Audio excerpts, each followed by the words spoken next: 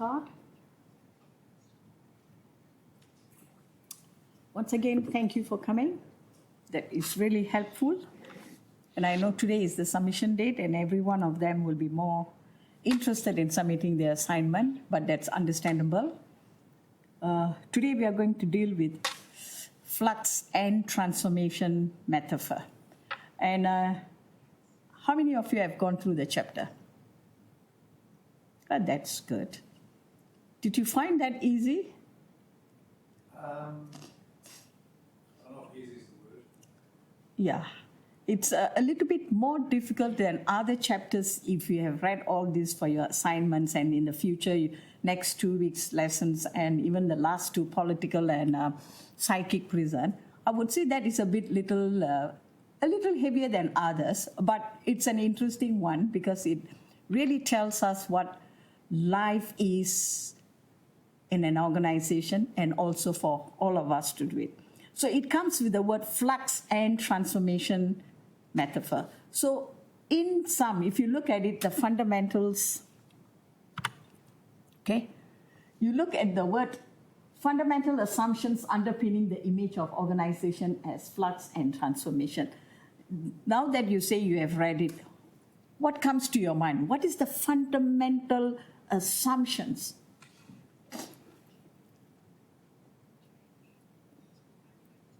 People assume that chaos is unproductive. Okay, good. Change is good. Change is good. Sometimes. Okay. Obviously, thank you for your response. It just says that organization and environment are parts of the same interconnected system. Organization and environment are all interconnected. And I think this we have covered even in the metaphor for organism. We have covered it even for political metaphor. And this is a repeated theme which says that organizations and environment are parts of the same interconnected environment. And organizational life, from other metaphors, it might be a little different, is here, organizational life is non-linear. And that is the key for the word flux we are going to talk. And organizations are supposed to be chaotic and also unpredictable. And I think we have seen all these things in our reason, for the last 2-3 years, we have seen how the environment has affected us and how organizations has become so chaotic and unpredictable. However, we also know that out of all this chaos and unpredictability, an order emerges out of this chaos. And that is the most beautiful thing about studying this particular chapter. All this while, we always think that change is good, change is not good, and something happens unpredictable. You have a worse scenario to go through and all that. But here says, any chaos, out of chaos, some sort of something, order naturally emerges out of this chaos. And order can never be dictated or planned in detail. Order will always find its own form. And that is the fundamental assumptions underpinning the image of organizations as flux and transformation. And I think that is a very beautiful thing as what we say. Okay, the first thing is organization and environment connected. Second thing, organizations are non-linear, and when we talk about it as non-linear, it is unpredictable. And the third thing is, out of this unpredictability, some sort of an order emerges. Okay, that means emergent theory comes in there. And the final one will be, we all have to know, order cannot be dictated or planned in detail. You can plan it, but not in detail to the minute detail, because when the order takes place, it will always find its own form. Okay, now we are looking at the word flux. I have to bring in this because we need to understand the meaning of this, okay? Basically, if you are looking at all these things, you look at number 3, continuous change.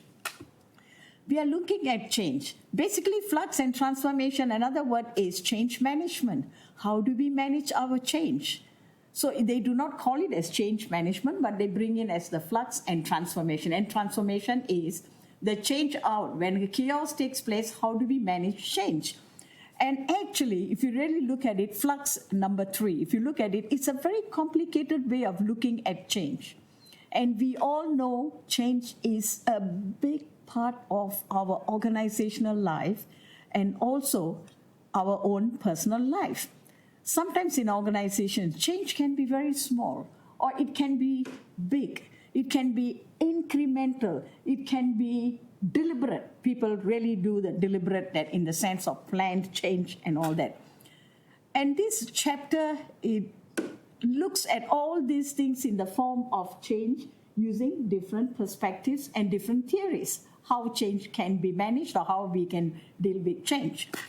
And before we go on to talk about this, okay, before we go on to talk about the actual theories and all that, it's very, very important for us to know one thing. What sort of things change in organization? Of course, I'm talking about the continuous change, instability, unpredictability, and irregularity, and unreliability, okay? So now we have to deal with what sort of change, okay? What sort of things change in organization? What are the things change in an organization? Each of you, we give answer that's good enough for our small class participation. What changes? The staff or the employees. Staff change. Internal and externally also you change. Markets change, okay? Fluctuation, and whether, what are the issues take, and that actually goes back to the environment part of it, change. Processes change. Any other things? When these kind of things change, have you heard about cultural change? Culture means organization culture change. Okay, that is a mean. And once the organization culture changes, they also change goals. They change missions. They change their values. They change their belief according to how they are impacted by the environment. So all these things, can you imagine, or do you know of an organization which does not change? That will be wonderful to know.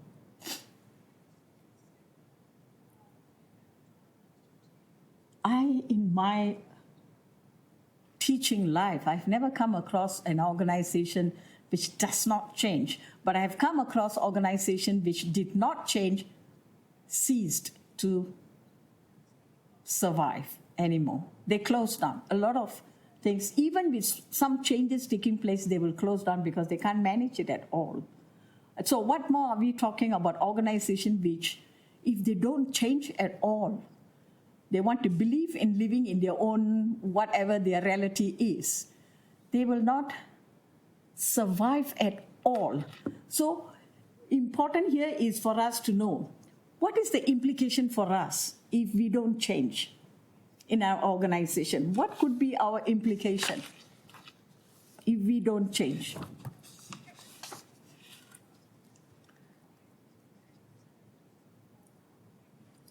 The organization become dated, or like they won't be able to keep up with like the modern wants and needs of their students or employees. They will not be able to align with the environment. They will not, they won't survive for a long time. They will try to adapt here and there, but most of the time failure takes place and they don't.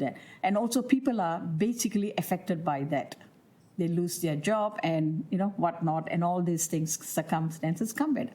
So what are we trying to say here is organizations are constantly changing, and we know if they change, for what reason?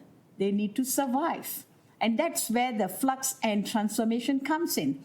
They not only just change for the sake of change, but they are changing because they need to transform in order to survive, in order to align themselves with the environment, to study it in such a way that they can survive. And look at this. I want to show you, this is a very important part of it, and I hope I I put this link to all of you in that blackboard, right? Asking you whether, have you all watched this? No, okay. Let me see whether I can...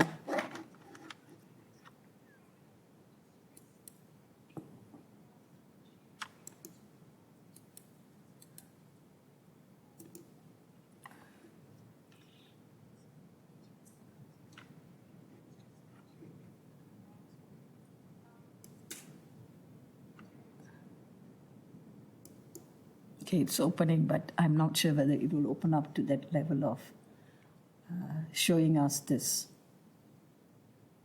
Oh, great. Of course, this is an advertisement. We don't have to worry about it. Crisp. Light and refresh.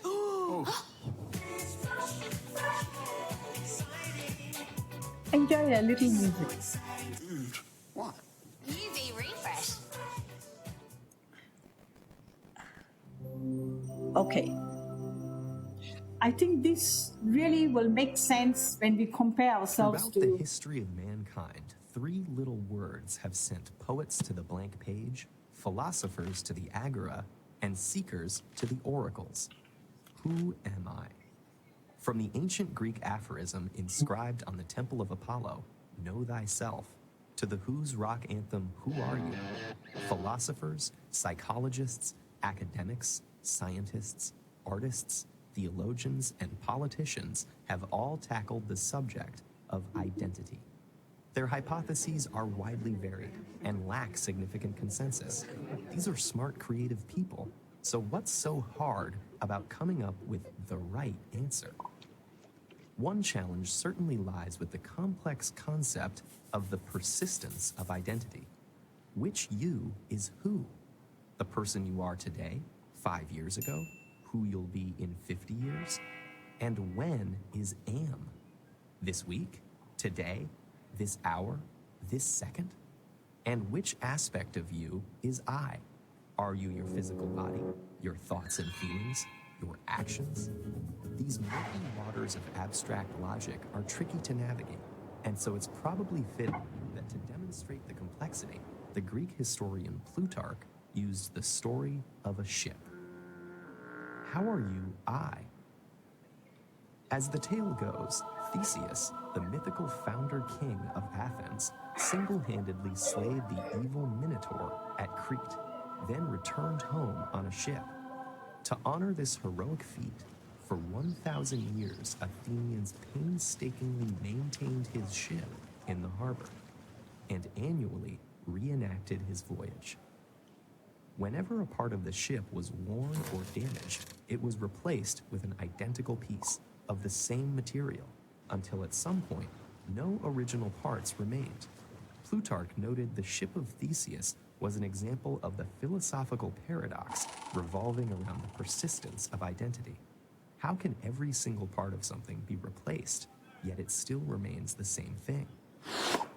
Let's imagine there are 2 ships. The ship that Theseus docked in Athens, Ship A, and the ship sailed by the Athenians 1,000 years later, Ship B. Very simply, our question is this: does A equal B? Some would say that for 1,000 years there has been only one ship of Theseus, and because the changes made to it happened gradually, it never at any point in time stopped being the legendary ship. Though they have absolutely no parts in common, the 2 ships are numerically identical, meaning one and the same, so A equals B. However, others could argue that Theseus never set foot on Ship B, and his presence on the ship is an essential qualitative property of the ship of Theseus. It cannot survive without him. So, though the 2 ships are numerically identical, they are not qualitatively identical. Thus, A does not equal B. But what happens when we consider this twist? What if, as each piece of the original ship was cast off, somebody collected them all and rebuilt the entire original ship?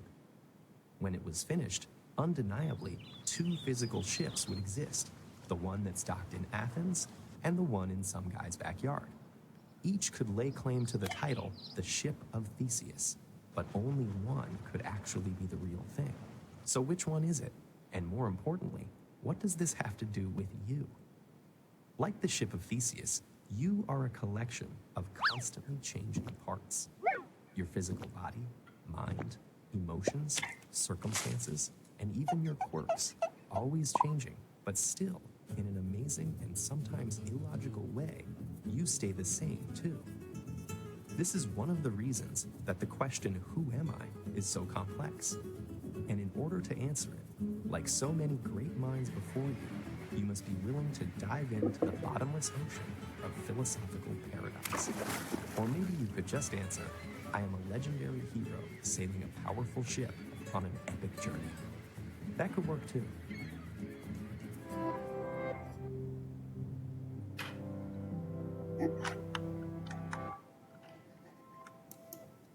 You have just watched this. Just think about, who am I? When somebody asks you, who am I? What goes down your mind? Please write it down while I set back the thing again.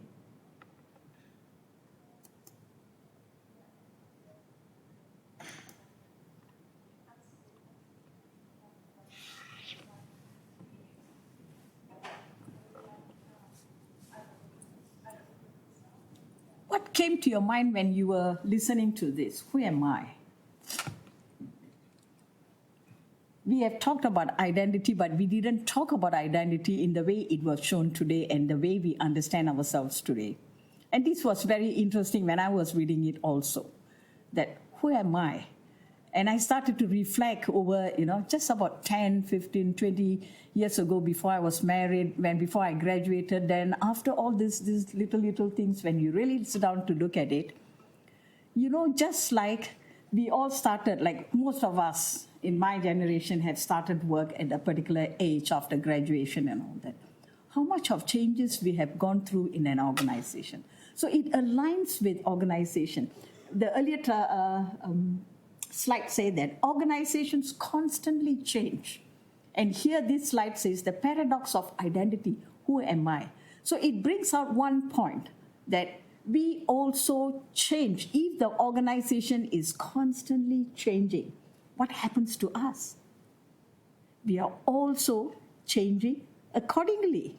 So what is the true nature of organization? Have you all thought about what is the true nature of an organization? As much as they are changing, we are also changing.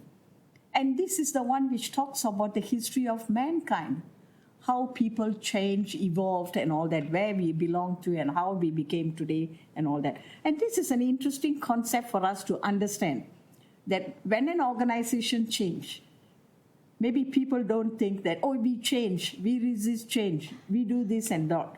But in order to survive in an organization, we are also changing according to how the organization changes and expect us to change according to the survival. Now, look at this. Organizations change, but stay the same. Remember the who am I earlier? They say that, they remove the parts of the human body here and there, replace it and all that kind of things. But we still stay the same, but the changes has taken place. Okay? So this is, look at Apple. They have changed. You look at all these diagrams and all that. They have changed, but how much have they changed? It's another question. Logos change. The color of their uniform changes. The color of the product changes. Of course, incrementally they change to a lot of things. But at most of it, you look at it, it's the same. Their values and beliefs remains quite static at certain time, though little incremental changes are taking place, and they are moving along with the environment. They are moving along according to how they want to survive. So this also says that organizations can change, but at times they stay the same because of the logics of how we understand organization. Okay? Now look at this, the logics. But are the rules or logics that we can understand, even if you look at it? Okay? This is one of the things which happens, we know the rules, we know the logics. When people go and do stock market and all that, they do know the rules. They do, to a certain extent, they do understand the whole play about it, the game about all these things, the business about all these things. But what happens? Okay, to what extent? But these rules, do they really understand these rules? Or can they really predict 100% what is happening there? If you look at the diagrams, you will know. And if you now look at it, to what extent is change manageable? That is the one which tells us to what extent. You look at this. So many things are happening here. I said go, I have a box and this and that and all that. So if you really go on to think about it, okay, to what extent is change manageable when we talk in terms of flux and transformation? Because the fundamental assumption says that a lot of things in organization can be unpredictable, chaotic, and out of this chaos, some new order will emerge. But it has to be managed. So this is an important question we got to all the time ask when we are dealing with changes, when managers and supervisors go in for a new change. To what extent is the change manageable? People normally don't think about the word manageable. They think change is so important. In a very unpredictable world, in a chaotic organization, they say change is very important. But what do you understand by that?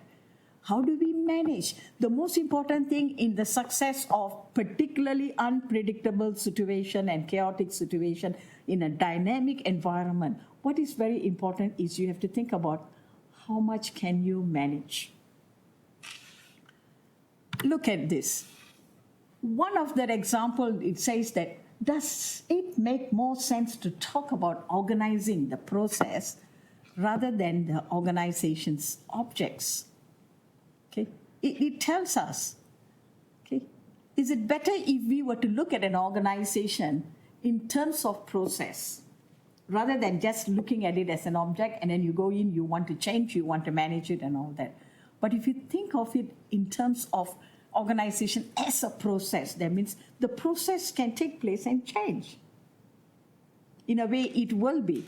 And now look at it. What is all this implication for us in terms of this? What is the implication? We know organizations constantly have to change. We also know that to what extent can we manage? And we also know that the organizations are all the time surviving, just like we are also surviving in a very unpredictable environment, in a chaotic environment. And it also affects us so much. So what is the implications for us? What is the implication?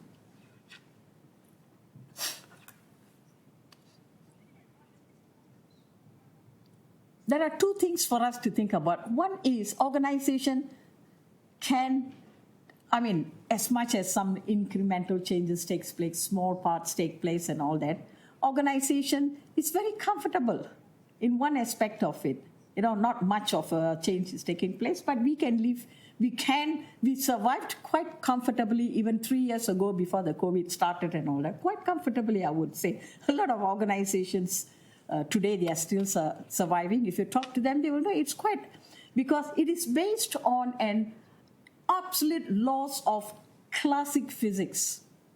And that's what the chaos, flux, and all that, including the direct cause and effect. And in this universe, things happens in this way. At times, we can be comfortable in a lot of things we are doing. But the next part of it is, the implication for organization is, the next part is, we also need to recognize we need to survive in an uncomfortable environment. We also have survived in comfortable environment. It is not going to be stable. We always hope that it should be stable. But we also have to survive in an uncomfortable environment, knowing that it is not stable. In what sense it's not stable? In what sense it's not comfortable? Or it's uncomfortable. We need to know this. We need to understand why is it uncomfortable.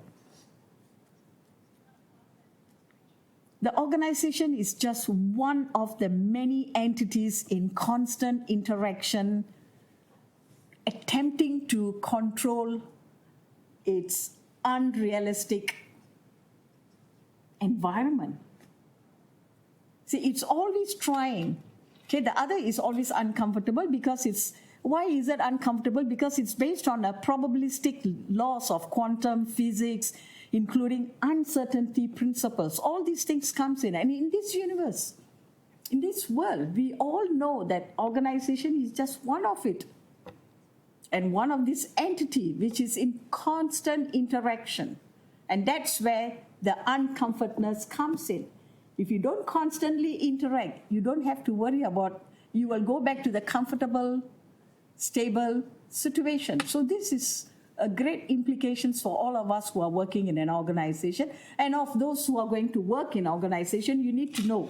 At times you will feel very comfortable with the organization. At times it's not going to be the same. Now, let's go on to the theories and concepts. Okay, today we are going to cover 3 different logics of change. I mean, the whole entire chapter is based on change, actually, logics of change. Okay, now, logics of change. Obviously, I can say that when you read this chapter, you will find it a little difficult as, you know, the person, one of you have read it compared to other metaphors. But Mohan, if you have, those who have read, those who are listening to the recording, those of you who have read it, you will know. Mohan looks at logic of change from a very different view as to how change takes place. And in this lecture, we will just go on to 3 different theories: autopoiesis, chaos theory, and dialectical change. 3 of them are all very interesting in the sense that it's nice to understand for our organizational life and our personal life. Okay, what is autopoiesis? It's simply, it tells you self. Okay? What it tells us is, it emphasizes the self-referential nature of organization life. It presents a living system as having the ability to self-create through its interactions with its environment. Simply, it is just. And of course, it rejects the assumption of the boundary system between the organization and the external environment. Remember, I think in brain lecture or something, if I'm not mistaken, boundary system was covered. It tells us that you cannot make a boundary system between the organization and that environment because it is presenting a living system and its environment is one of the elements of the same interconnected pattern. When you connect it, the environment and the system has to be interconnected. So you can't use the boundary system and you cannot separate it from the environment. And this is what autopoiesis, just the theory says, self-producing. And that is why the next question, remember the earlier slide said, how much can you manage the change? Because sometimes organization will take in the inputs and all that, and they may want to retain or remain the same because they self-produce their own beliefs and their own whatever it is to survive. Okay, now look at this. It's quite an interesting origins of autopoiesis, one of that example. For example, should a Martian distinguish between a horse and a car? How would you distinguish between a horse and a car? If somebody were to ask you, what is the difference between a car and a horse in terms of self-producing? I mean, when we talk about a car, what does a car eat? Fuel, right? What does a horse eat? It eats grass and all whatever the environment provides and all that. So what else can you think about the car? The car definitely has, I mean, of course, this idea came from 2 biologists, okay? They are called as Matruana and Varela, okay? These are the 2 people. They asked one wonderful question as to what is the distinguishing part of this, you know? A horse eats what? A car eats what? So I just say horse, environment, grass, and all that. Okay, a car, you need to have fuel. It makes it. The horse has its own system, internal system like digestive system, heart, and whatever the other systems are interacting. The car too has its own interacting parts in, right? All the systems are still working, right? So what would you say? And at the fundamental level, when you look at these two, no matter how you try to distinguish and all that, okay? A car will only move when there's a petrol and then it moves, okay? A horse, it can just move, okay? Without you, even if you're not there, the horse can still move, okay? And the fundamental thing, what is happening inside the horse and what is happening inside the car? So that will make the difference to show a living system. What is so different from the living system and the car? You need someone to take care of the car. But in terms of the horse, you just let it go. Continuity, it will keep reproducing. At a fundamental level, something is happening inside for continuity reason. And all the small systems work independently, but interact with each other in a complex and independently. You see, all the systems are inside working. Remember the one we showed, who am I, and then all the parts are there and everything. They all work interdependently. Okay, they depend on each other, and they all survive on their own. In the other part, the small parts are interacting and everything. The horse is an independent system and is coupled with the environment to keep itself alive for itself and not for others. You see, this is very important for us to understand. All the small systems work independently but interact with each other in a complex, independent way. And the horse is it's an independent system when you talk about in terms of a car and a horse. The horse is an independent system and it survives for itself, self-reproducing. But you can't say that of a car because that we are self. In fact, if you really take an example of yourself and something else in an object, you will know the difference. That no matter what happened to us, we are always self-dependent, self-producing to be healthy. Like, for example, I don't know whether you have seen the one of the things, how I think I have put it in we all survive for ourselves. Most of them. First, we survive for ourselves before for others. Okay, but when you talk about organization, people will know that we survive for ourselves first, and then we survive according to what the organization wants. So this is what in sum, it just tells you an autopoiesis in a nutshell. A living system is one which is organized in such a way that all its components and processes jointly produce those same components and processes, thus establishing an autonomous, self-producing entity. No matter how in a human being, leg pain or whatever is this, we all know that everything is interacting in such a way, okay? It is for same components. We need to establish ourselves as an autonomous, self-producing entity. Look at this system, ecosystem, non-living. Okay, people are either trees or plants are all living in this ecosystem. But they're all self-producing themselves for survival also, living system. They have branches. If you look at the tree, it has branches. It takes its water from the land and the natural environment and everything it's doing. Soil, everything is non-living things. It takes things from the non-living things and it just lives.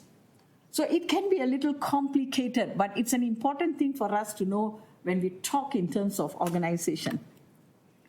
Look at it, an autopoietic view of organizations. We are talking about society, industry, organization. When we talk about an organization, organizations are complicated with people who work to perpetuate the existence of that organization. That means we are the one who's making that organization survival. We are responsible in a way, we are helping the organization for its existence. I must say that. The actions people take in an organization is to keep what? To keep the organization running and its existence. We take a lot of actions, whether it can be mild or we work very hard. Okay, how we perceive, how we think of an organization will affect that organization's existence, and how we work. Actually, if you ask anybody, how do you work? They say, oh, I work very hard. Why do you work so hard, or more than what is paid, more than what it is? Because they are actually helping the organization to survive, perpetuate its existence. And that's how this autopoietic view of organizations tells us. People are very complicated. The existence of organization actually depends on how we perceive our organization, how we act in our organization. At the end of the day, bottom line, we are all as individuals. We have our own beliefs, we have our own standards, our own way of thinking about a particular thing. Yet we know that we are actually one of the person or people in an organization which is pushing the existence of an organization. And that's where it talks about.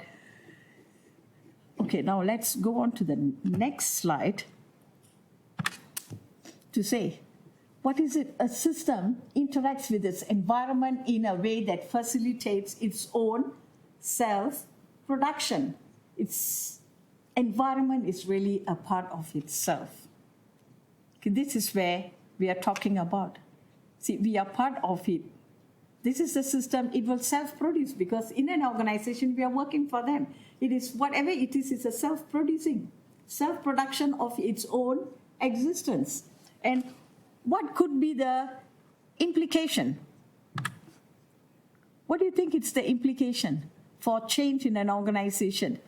Change is more or less constant. We all know that.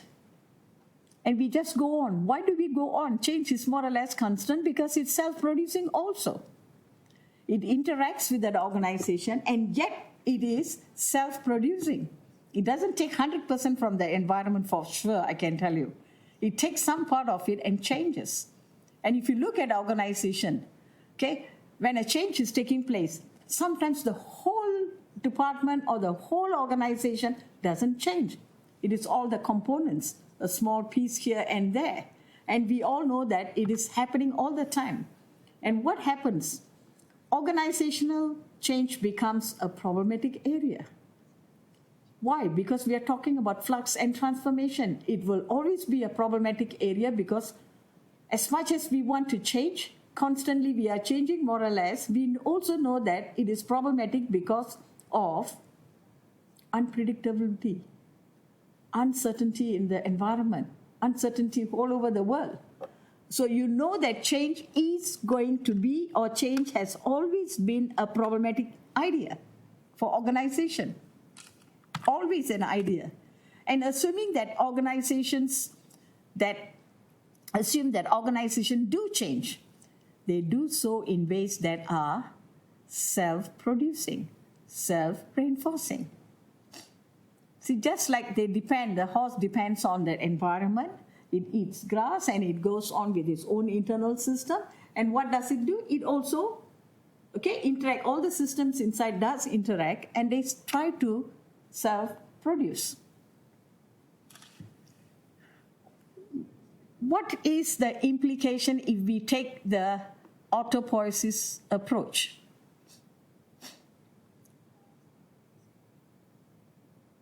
What could be the implications? This is the implication. Change is going to be difficult. Change is constant. And organizations has this ability, self-producing or self-reinforcing. I think, do you want to have a break? I know this is a very difficult process of going through the change, or maybe we just go through one more theory, we just talk about chaos theory. We talked about autopoiesis. The fundamental thing is reinforcement, reinforcing the ideas, okay? Self-production, self-referent production. So when we talk about chaos theory, if you look at it, complex.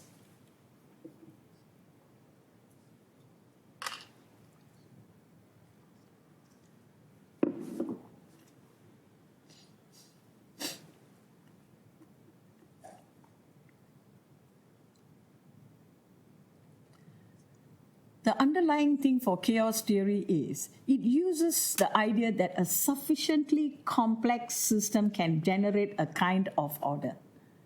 You look at multinational organization, look at large organization.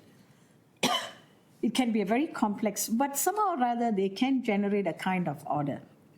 And small interactions can have bigger effects than the overall system. One good thing about chaos theory is it always tells, even if it is a small change, but it can have significant overall impact.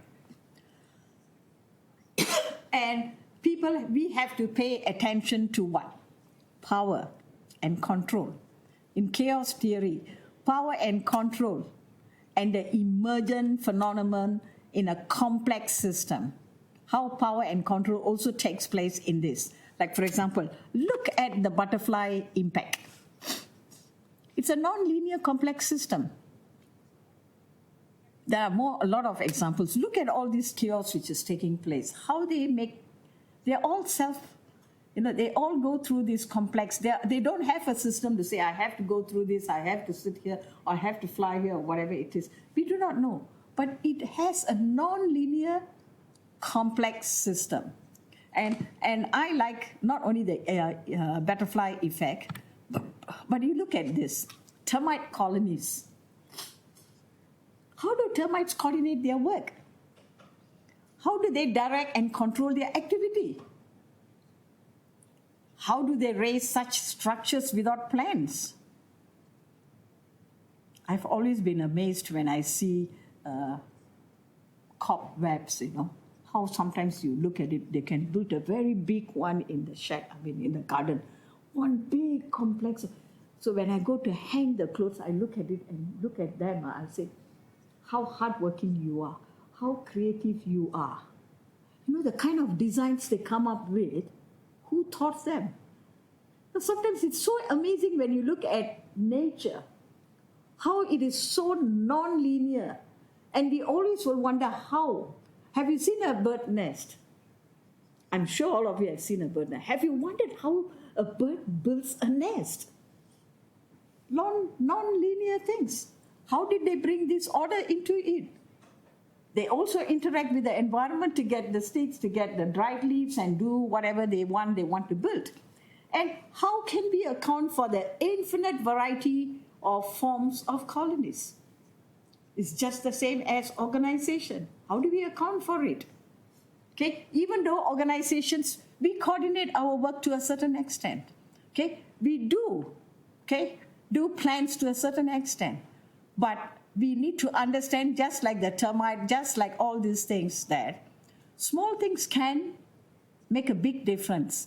But we also understand that we are living in a non-linear circumstances. Nothing is 100% predictable, but you can change small little things and you still can go on self-producing. And look at this butterfly effect. This particular example touched my heart very much. Small changes can have massive consequences. Look at this study which was done in 2017. Sudden unexpected death in infancy is leading a cause of preventable death in New Zealand babies. When I was doing these slides, my nephew came to me. Oh, you're doing something about children. I said, no, you read this. I told him, you might be one of the baby today surviving because your mom put you to good, proper sleep. You see, that was a very small change, actually. Since the 1980s, the number of deaths reduced from 250 per year to 44 deaths in 2015. And that is what? A small change. Instead of putting the baby in this way, you understand the system. And the child breathes in. And if people have understood this before all these things has happened many, many years ago, generations ago, people would have saved their babies today. You see, it was just a small change, just turning over and changing over and nurturing the child to sleep in that way. But till today, when I see children, most of the parents will put the baby like that, sleep, sleep, sleep, sing a song, sing a song. Can be scary. But what it tries to tell us is a small change in how parents put the babies to sleep.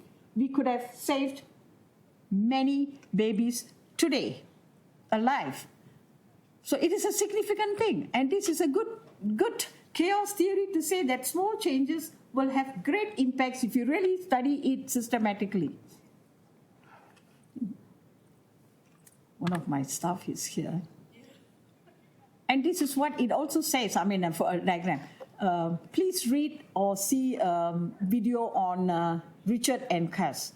Very nice small videos they have in terms of improving decisions about health, wealth, and happiness. They have focused on health, wealth, and happiness. But if you turn this and align it with your organization, it will tell you, okay, how these small changes impact on what? On what? The great thing in our organizations, whenever they do any changes, they will use this word, decision making. The small changes you implement, or the small changes you talk about, the small changes you want to make, it becomes a big decision for the organization in terms of productivity and whatever the outcome is going to be. So the decision making has to be based on this. And every time you go for a meeting and then, why is this decision? People will say, oh, this is a very important decision we have made because we want to make this change. See, the word decision comes into play with this.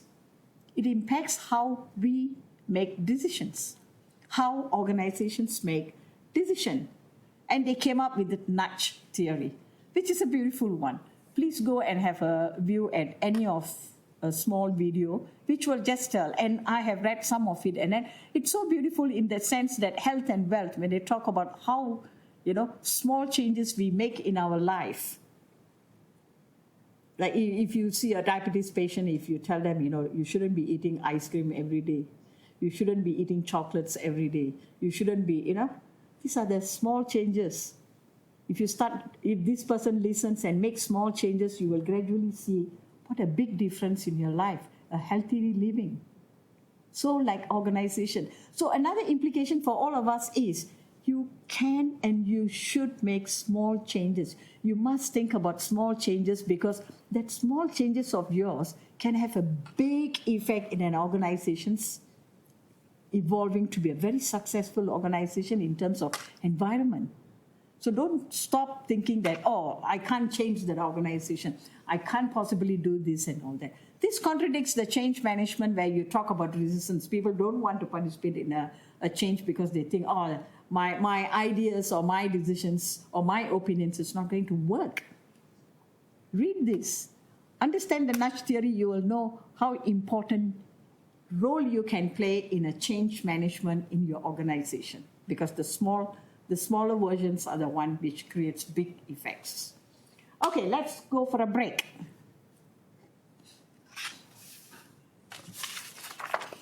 I know this is a bit tiring, but after this we have one more theory and then we'll move on to the other questions and all that. Deal with it quite clearly, the questions and answers. Okay.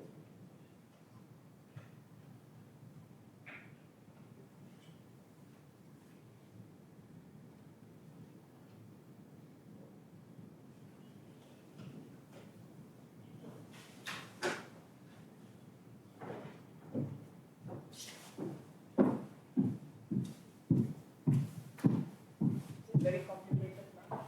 Dialectics is the complicated one. Chaos theory I'm okay with.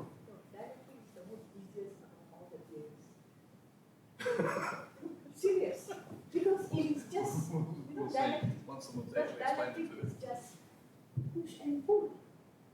Tensions. Push and pull. Tomorrow we are taking part, all academics taking part in a Stockport for 2 hours by the union. Push. We are pushing the management. And they are pulling us and saying, no, we cannot be pulling. See, it's just a tension. And it's very important to have this dialectical change. Because if you don't have, the change will never take place for the better. Yeah, that makes sense. I like, among all these theories, I like the autopoiesis. See, when you start reading, you start reflecting on yourself. Yeah, How do we self-produce a lot of things with all our systems inside? I quite like the Oasis Yeah. as well. I read Basically, I read the had chapter all- last night. Like I'm a little bit behind. But my essay is ecosystems, organizations as ecosystems. Oh, Oasis. ecosystems, I was like, oh my god, Yeah. But this is also relevant. because we are connecting with Which other was pretty cool. interesting. You really don't want a break.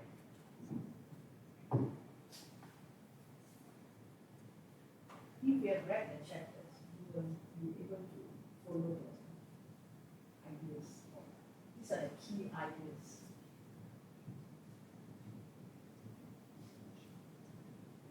Yeah, have you submitted your assignment? Good. Good. I know your circumstances, so that's why I'm asking. Oh, you are going to do tonight. And he is in the process of doing it. He read the chapter because he is using autopoiesis as one of his creative methods. Right.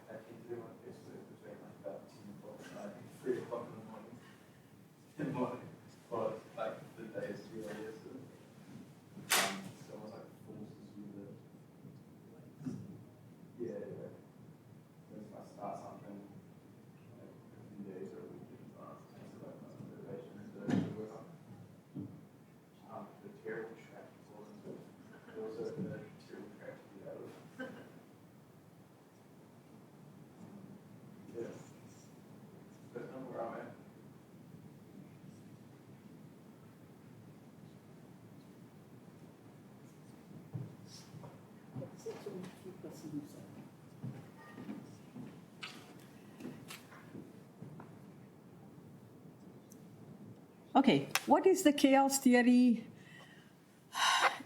implications? It has only one strong implication is what? Small changes can make significant impact. And also, knowing organizations are a non-linear organizations, unpredictable in the sense of it, uncertainty and all that. But chaos theory, understanding chaos theory, we also know that we cannot predict order. We cannot control order. And we must know also that out of that chaos, a new order will emerge. And from there, how we manage our organizations. Okay, now we move on to the origins of dialectical thinking or change. Look at it. The diagram tells you something. Nobody understands me. And like the Communist Party, it says, what is a dialectical change? Sorry, I didn't type it, but what is a dialectical change? I mean, since most of you didn't read and all that. Okay, let's go on to this diagram to see what kind of things it tells us. What is a dialectical change? First thing I want to say that, show the photo first, okay? Dialectical change. If you look at this, scientific management, right? If you look at the scientific management, it started off with just what? Small artisans, okay? Production being centralized in one place, in one large factory. And then the owners had enormous power that all workers depended on this centralization of power. And after that, what happened? Because of this centralization of power, it led to unions. So power pulling this way and power pulling the other way. Unions are making this pull and they are moving two different directions. Dialectical change is coming from two different directions. And as the power become diluted, this created what in the scientific management with the unions and all that. They looked for automation and offshoring of work. And you have a push and pull. Each responded to a solution to a problem that drives us in a new direction. So dialectical change is important because it's a tension. Okay? A change takes place as a result of internal tensions between the opposites. It's a very simple understanding and explanation. Simple opposites. Okay? And what happens is both of them come up with a solution to a problem, and then it drives us to a new way of it. And unions are one of the real good examples to talk about dialectical change. Look at this example. Okay? Dialectical logic. Just internal tensions between opposites.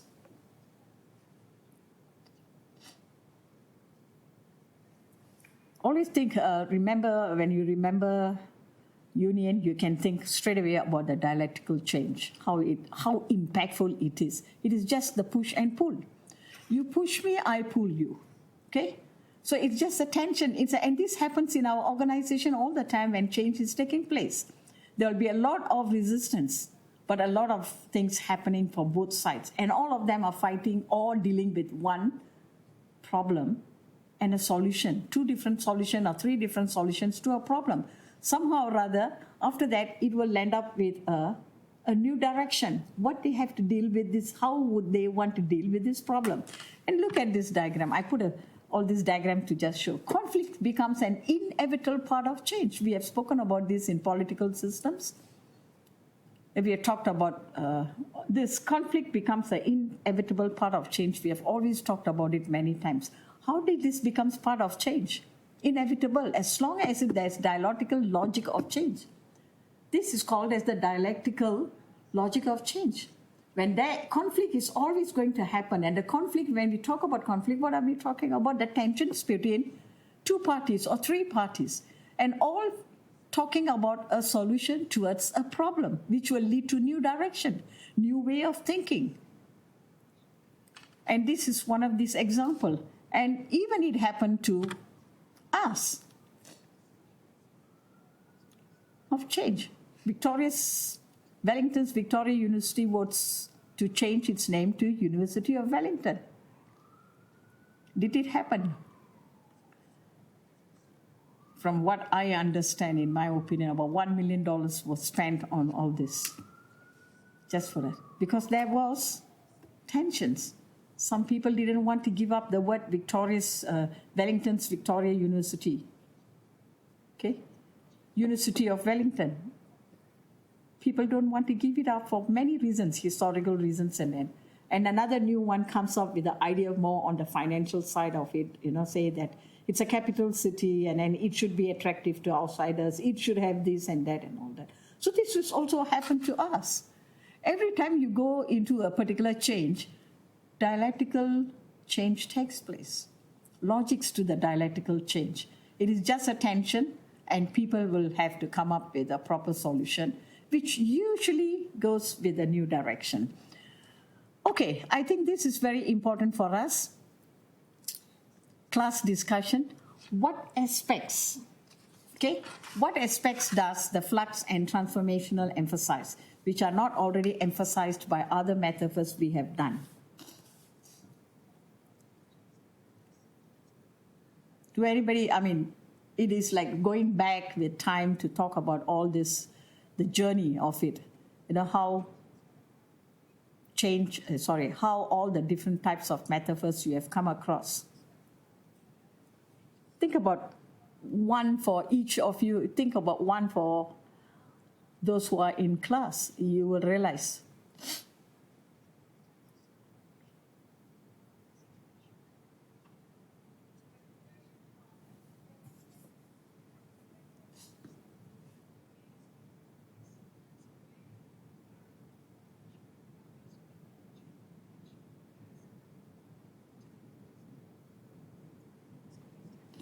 Any one of you? We know that this has explained to us change. I think the dialectical logic was good. The chaos theory did explain to us that, at any point of time, we cannot have a definite, concrete idea of, say, this has to be done, this change must be done in this way because it's beyond us. Chaos theory will come up with its new form of order for us there, and which it did for all of us in COVID time. If you really look at it, it has done it in that way. And what else can you think about change?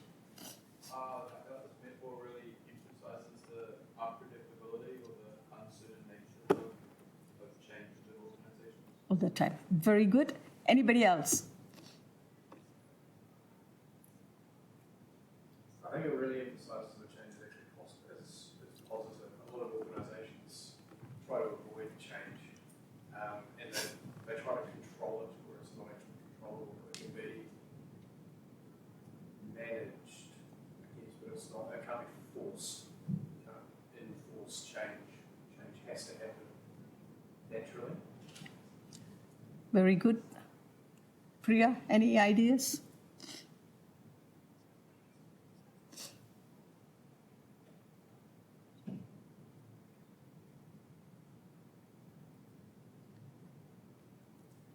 From what you say, from the positive aspect of it, change also have knock-on effects that cannot be managed. That is where it goes back to the chaos theory, which is a very good example you have said about it. And I think one of the point to reinforce is, it keeps saying that it is good to change. It is good to change. Like the dialectical theory also tells us that, the dialectic logics of change tell us, yes, tensions are the one which brings about some new direction, some new point of it. If you look at the butterfly effect, it also tells us small changes can have impact, great significant impact.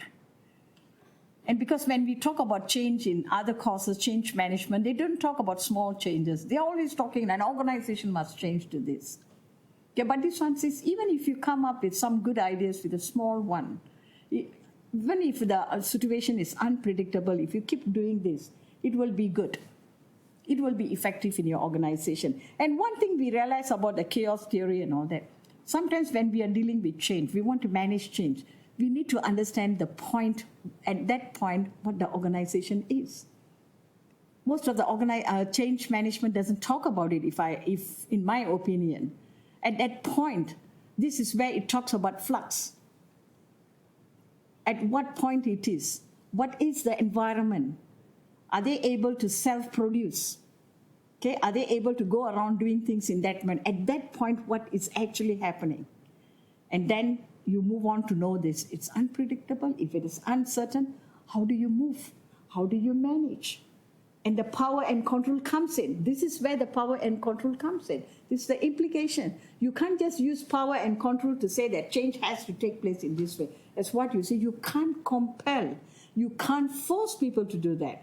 It naturally has to. People need to understand the nature, how change the chaos takes place, how the butterfly effects come about. So they will understand that this is important in this, and it has not been emphasized. We didn't talk about this earlier in our other metaphors. Okay, what aspects does it conceal? I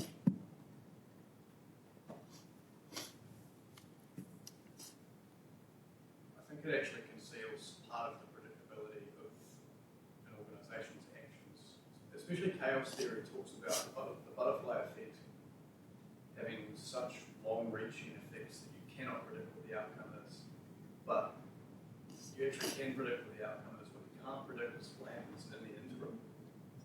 So chaos theory is kind of like it's a crystal matrix. Yes. You put a seed crystal in Chris. to cause the flux, to cause the transformation, because you know what will happen. What will happen to that? What it will do, but you can't predict the pattern. The pattern of it, because of its non-linear pattern. Non-linear. Yes, a very good thing. What else can you think about? We talk about, you can make significant changes, the butterfly effect and all that. But what it doesn't talk about to us is the policy, the process, the procedures which in an organization is not easy to change. And if that doesn't change along with this theory which we are talking about, it's not going to take effect.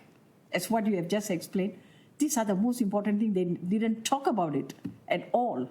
They did not say how difficult it is to change policy. When people talk about policy, it can take 20 years or 15 years. They are using the same policy to run a company, to run an organization. And if you ask them, when is the last time this process was changed? They say, maybe 12 years or 10 years ago. So it is not easy. Even in an unpredictable situation, you cannot say that is so easy, but that was not mentioned in it. So what else can you think about? If you think about culture, yes. Oh, I sort of touched on what you were saying before. It's like how difficult it is to deal with the unpredictability.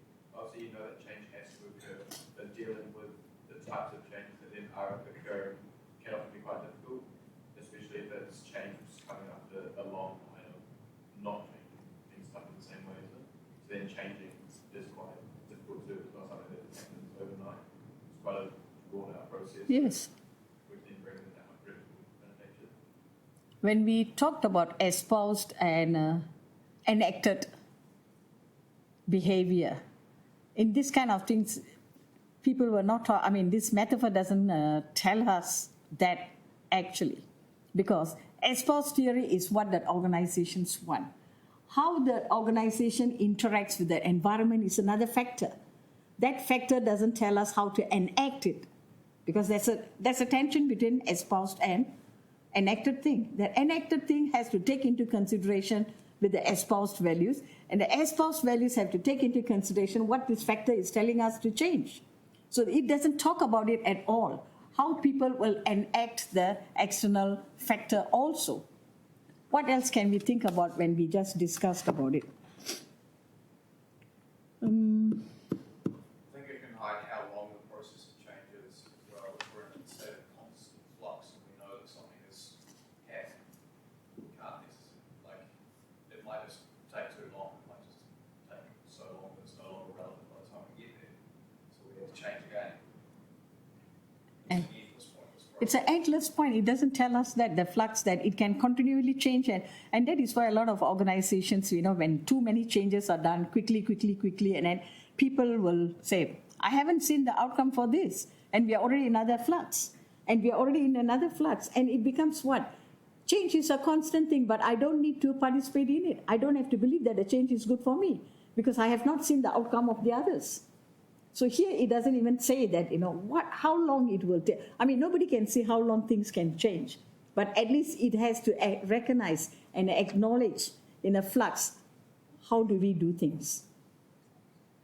Okay, it's a deliberate influx. It's always a deliberate change. We deliberately have to put in efforts and then move. It doesn't really discuss the effects of what happens if the change is negative or has a negative impact.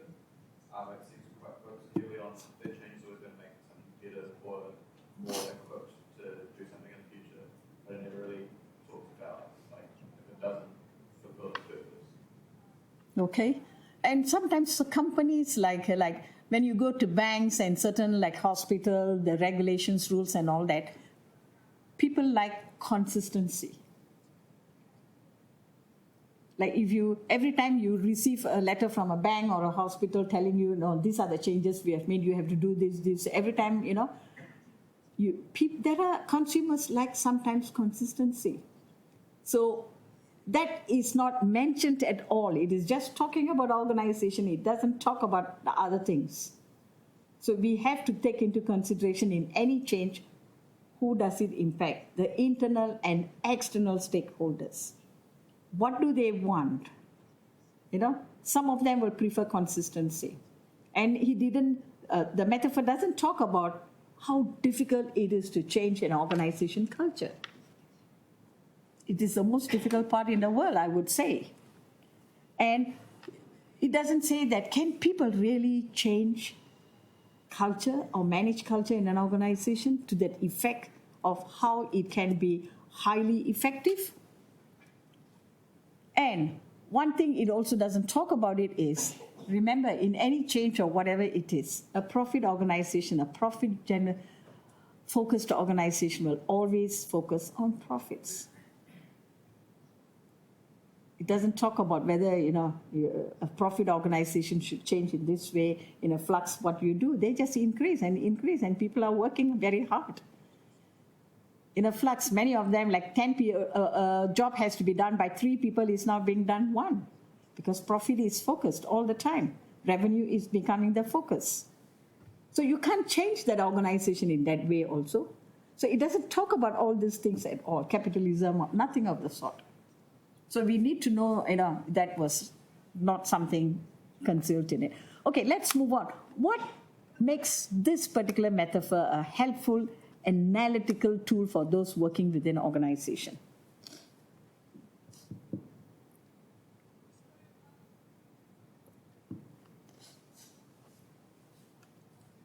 helps them to prepare for the unpredictable nature that they're about to face within change. You know why I want this to be done? I had to empathize with your ideas are good, but they need to listen. They rely on your experience now. The 91 people are relying on your experience today. Yes, please.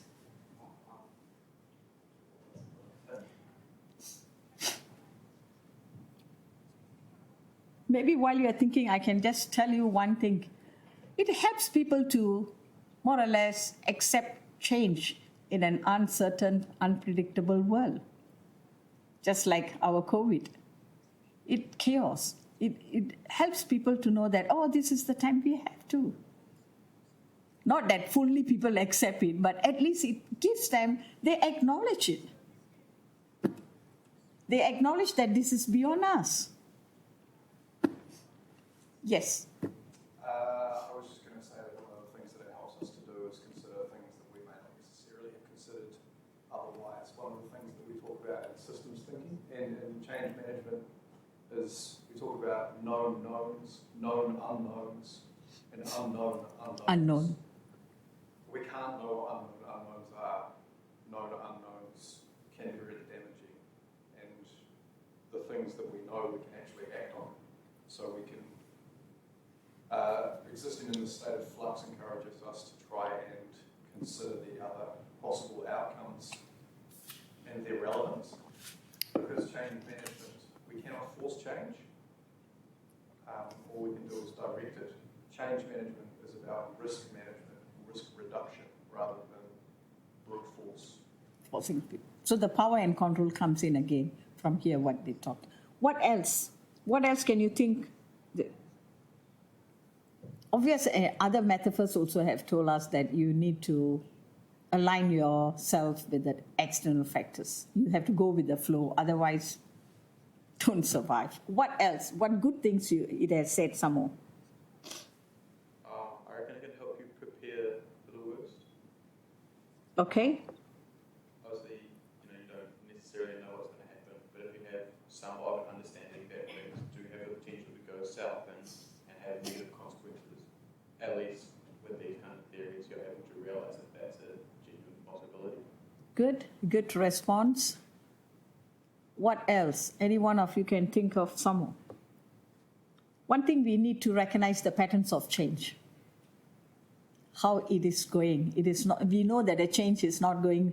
We understand from this lecture that organizations are non-linear, unpredictable environment. So we need to understand. This tells us now we can understand the pattern, how it is moving in this chaotic environment, how it is moving. And we also need to understand what else. None of you have spoken about that I encouraged all of you to make small start of change in your organization. That's where the dialectic change takes place. The tensions are good in a way, as what it goes back to your response to say change is a good thing. But if we understand all these things, it becomes a better thing for us. What else? I think this, from my own opinion, when I was doing this lecture, I realized that I'm also one person who always thought small changes is not that important, But I realized that you can start making small change, and you can appreciate when some other people in the organization comes with a small change. And then I also realized that, normally dialectical change, some of us will withdraw from dialectical change because we think that, it's going to create some tensions, between this person or this department and all that. But that's not true. It tells us that it is an important part of it, because conflict or dialectical change are part and parcel of our organization life. And out of that, new things come out. New patterns can emerge for a better understanding or better process or better way of thinking about organizations. Okay, finally, what is so unhelpful about this? To start off, I must use your example to say too much of change is very frustrating and very disheartening for all of us. I'm going through that also. And all of us have been going through that. Too much of change from one time to one time. Everything is really very disheartening. It might not be that helpful to understand, flux is like that. It's always going to happen. It's constant, and every now and then it's going to happen. What else do you think it might not be so helpful to understand this? It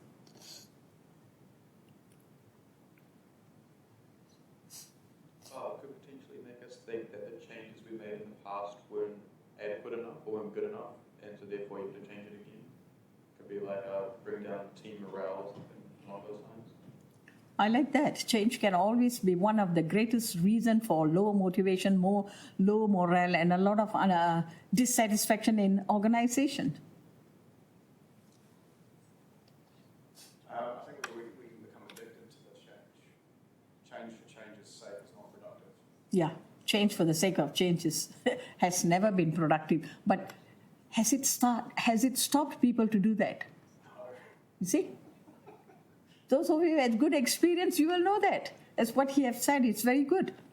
Okay, what else is? Do you think as much as organization people, we are working there, we like it? Do you think consumers constantly like change? They are one of the stakeholders, external stakeholders. Do you think they like every now and then some changes Of course, nowadays, if you look at it, with all these things happening, the products are being changed so fast. Yeah, it's good, technology and all that. At the same time, can you see the adverse effect for the environment? I feel like there's a difference between consistency and change. Yes. Consumers really want consistency. Oh, they want structured pattern to deal with things. Yes. Results. But then growth and development is a different market for it. Consumers usually like patterns, structures, so that things makes them, for them to decide easily, make decisions easy when they look at a structure, they look at a pattern and all that. Just look at it. If I were to look at our students as consumers, they like structure. I have received a lot of emails from the beginning. Where can I find this? In that, the course outline, where is this, can I find this? Where do I do? All these emails comes, and because of this kind of emails, which is constantly coming to, like any lecturers, we put a structure to say that, this can be found here, this can be found there, because people like that kind of structure. And having said that, they don't go into, when the structure is too much of details are given, what happens is they read, for example, Turnitin, you have to read one big website to know what is Turnitin. They prefer to ask you in the email, if I use 10 words, if I don't quote, is it plagiarized? You see, they still like structure. I think all of us have this tendency to look for a bit of structure is good. Okay, but if everything is unstructured, then you create their own chaos, right? So some sort of structure is good in the sense of it.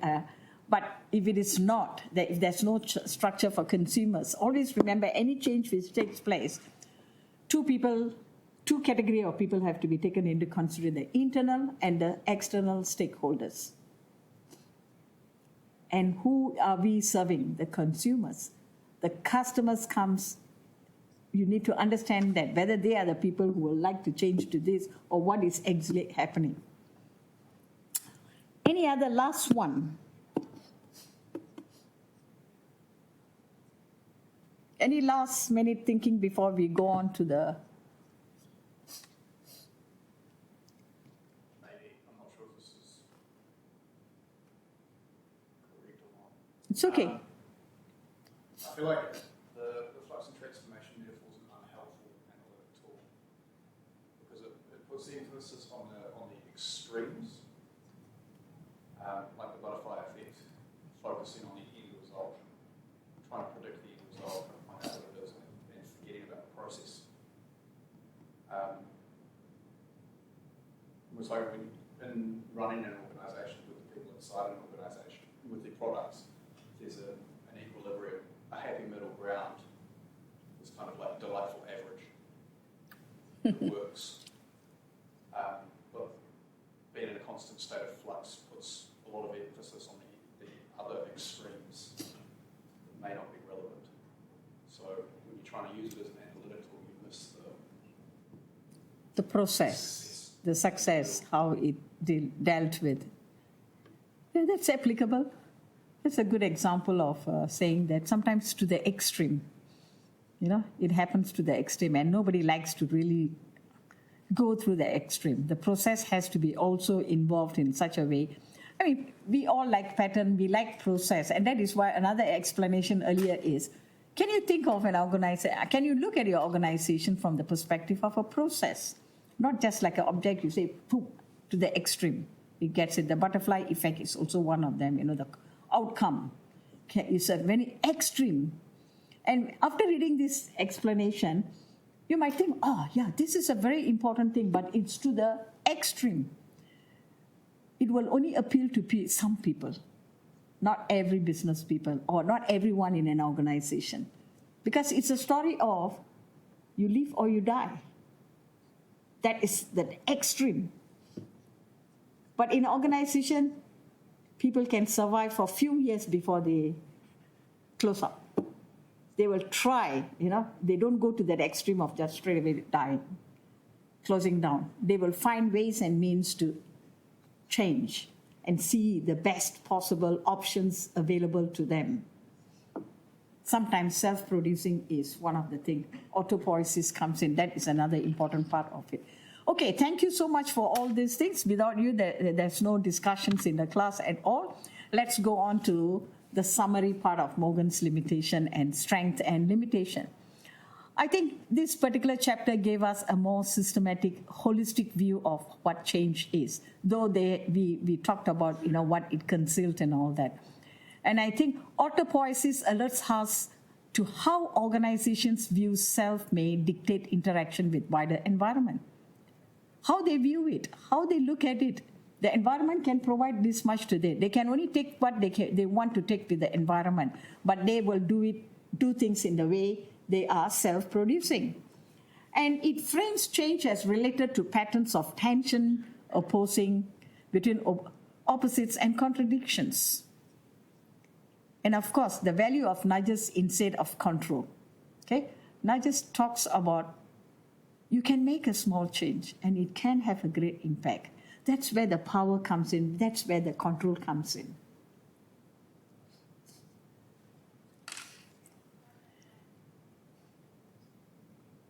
We have actually talked about some of the strengths in the earlier discussions about, what did it emphasize and then what is it helpful and all that. So this is Mohan's explanation of what it is.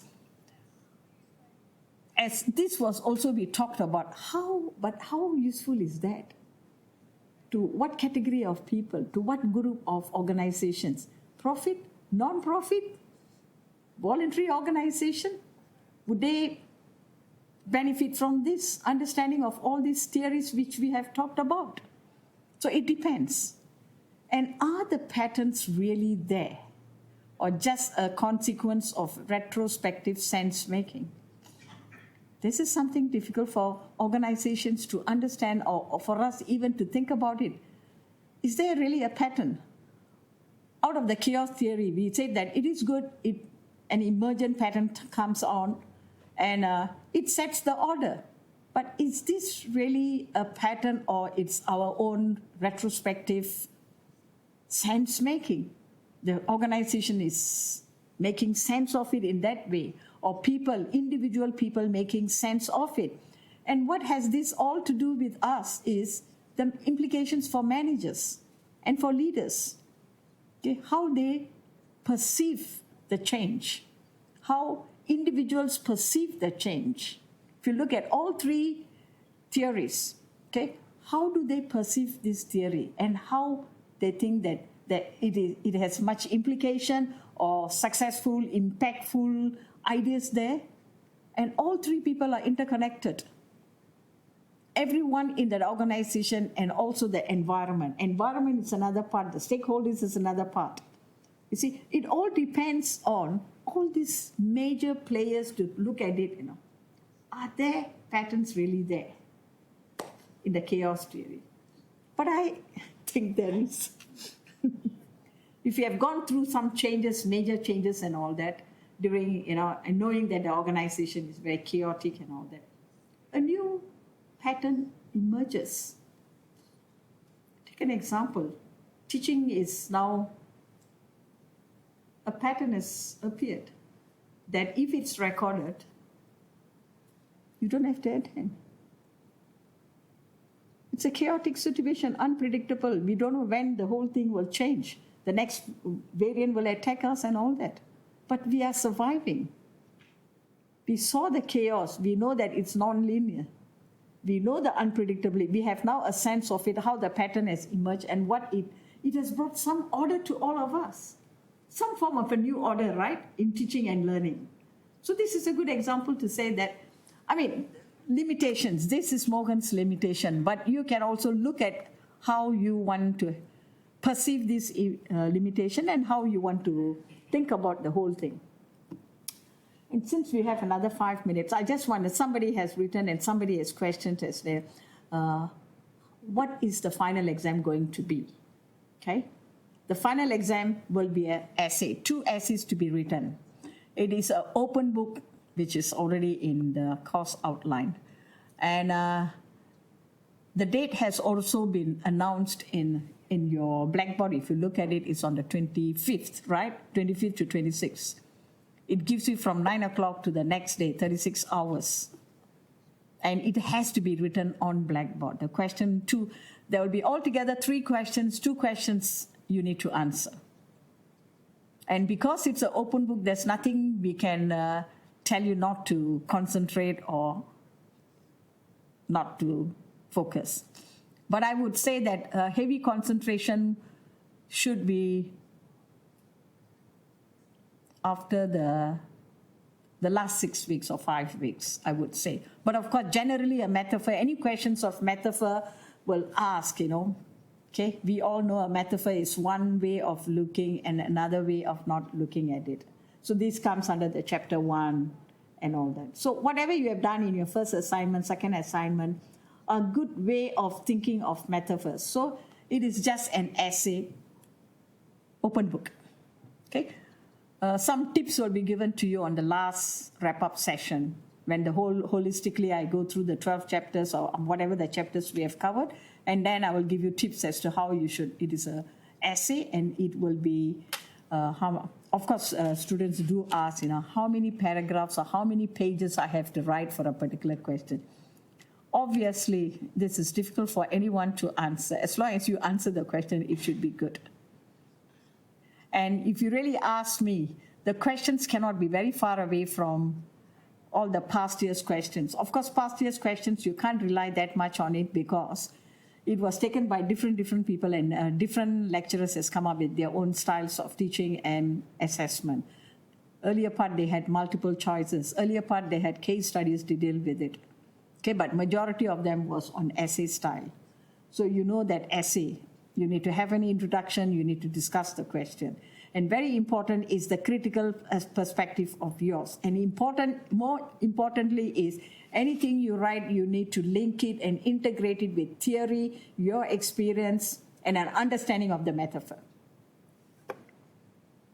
I think if you look at any past year exam paper for any questions on metaphor, you will understand that. All right? Because this was raised by one of the students. I think the student is going overseas or something, so just wanted to know about it. That's just to understand. But it was good that the student, she already submitted a second assignment and all that. So she is now looking forward to the final test and all that. My aim for this course is not to have any failures. I'm not marking it so leniently to ensure everybody is passing. No. The marks are given to those who have produced well. A high quality mark is, a high quality work performance paper deserves a high quality, high marks, high grades. And people who get the grades will know how much of effort you have put in and how much it is testing. But I don't think very much you have to worry about the final exam because it's an open book. When they ask you about a particular metaphor, you know which chapter it is. Because you have your chapters with you, you have your slides. The most important thing is the slides with you. And of course, you won't have the time to listen to the recording again, right? So you got to have some ideas about what you have gone through it and all that, and it will be... and basically, I would say that in the final test, there's no such thing as a right or a wrong answer. The quality of your thinking and writing it. And basing on that, I think that I want to achieve 0 failures. But if somebody wants to help me to change that, I can't stop it, right? And nobody wants to fail an exam particularly. But I think once you have finished your second assignment, the second assignment results will be out by the 4th of October because we need 2 weeks for that second assignment. That means today, only a quarter of them have submitted. I have seen it and I have marked some for moderation purposes just to see how is the feel of it. And then tomorrow is the final submission because people would have taken this. And then Friday is the day where we will put all assignments into Turnitin. And then Turnitin will come up with a report to say, what is it? Then Monday comes is the marking starts from then 2 weeks. Because within that 2 weeks, not only marking is taking place, pre-moderation. That means once the marking is over, I have to pre-moderate your papers. I have to go through. So it's a long process because of a large number of students are involved. And it is 35%. Weightage is heavy. So we want to make sure that the students get what they deserve. Okay? I'm saying this because somebody has asked this question. And one of the tutors have asked me also, because some of the students asked the tutors, and the tutors have asked me this morning. So I'm telling you. So just to give you an idea. But as of now, just concentrate on all those who are still doing your assignment and who is still waiting to submit only tomorrow. Concentrate and focus on your assignment. Then you can listen to this recording and read this chapter for your final test. Any questions? If not, thank you for coming to class. And to all those who are listening to the recordings, have a good week.